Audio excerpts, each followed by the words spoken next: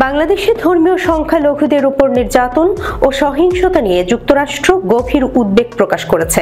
দেশটির গোয়েন্দা প্রধান তুলসি গ্যাবার্ড ভারতীয় সংবাদ মাধ্যম এনডিটিভি ওয়ার্ল্ডকে দেয়া এক সাক্ষাৎকারে বলেছেন, ট্রাম্প প্রশাসন বিশ্বজুড়ে ইসলামী সন্ত্রাসবাদকে পরাজিত করতে প্রতিশ্রুতিবদ্ধ। সোমবার সাক্ষাৎকারটি প্রচারিত হয়েছে।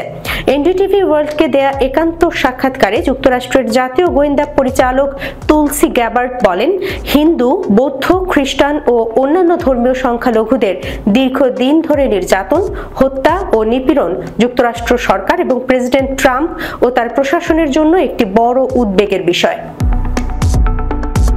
তুলসি গ্যাবার্ড বলেছেন, ডোনাল্ড ট্রাম্পের নতুন মন্ত্রিসভা বাংলাদেশের অন্তর্বর্তী সরকারের সঙ্গে আলোচনা শুরু করেছে। তিনি বলেন, প্রেসিডেন্ট ট্রাম্পের নতুন মন্ত্রিসভা এবং বাংলাদেশ সরকারের মধ্যে আলোচনা শুরু হয়েছে, তবে এটি আমাদের উদ্বেগের কেন্দ্রীয় বিষয় হিসেবে রয়ে গেছে। এ সময় তিনি বাংলাদেশে ইসলামী চরমপন্থা ও সন্ত্রাসী গোষ্ঠীর উত্থানের কথা উল্লেখ করেন। সাক্ষাৎকারে তুলসি গ্যাবার্ড ইসলামী খিলাফত এর আদর্শের কথা উল্লেখ করে বলেন, বিশ্বজুড়ে চরমপন্থী ও সন্ত্রাসী গোষ্ঠীগুলো এমন একটি ফলাফল অর্জনের লক্ষ্যে কাজ করছে।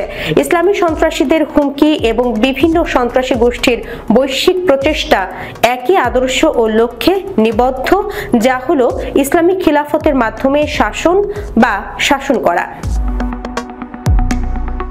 তিনি আরো বলেন, এটি স্পষ্টতই অন্য যে কোনো ধর্মের মানুষকে প্রভাবিত করে, বিশেষ করে যারা তাদের গ্রহণযোগ্য ধর্মের বাইরে। তারা এটিকে সন্ত্রাস ও সহিংসতার মাধ্যমে বাস্তবায়ন করতে চায়।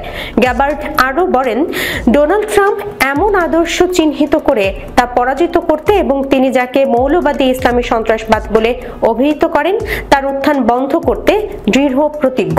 মার্কিন গোয়েন্দা প্রধান বলেন, প্রেসিডেন্ট ট্রাম্প ইসলামী সন্ত্রাসবাদের পেছনে যে আদর্শ কাজ করে তা চিহ্নিত করতে এবং এই আদর্শ ও তাদের সন্ত্রাসী কার্যক্রমকে পরাজিত করতে প্রতিশ্রুতিবদ্ধ।